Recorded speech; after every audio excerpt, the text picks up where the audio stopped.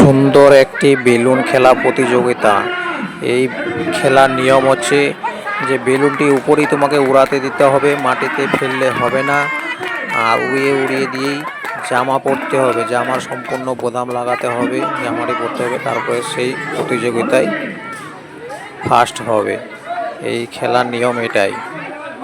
দেখো কি সুন্দরভাবে এরা দুজন মিলে খেলাটা করছে।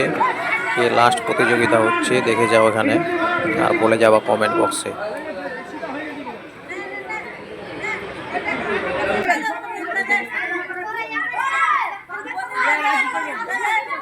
খুব ভালো হচ্ছে না।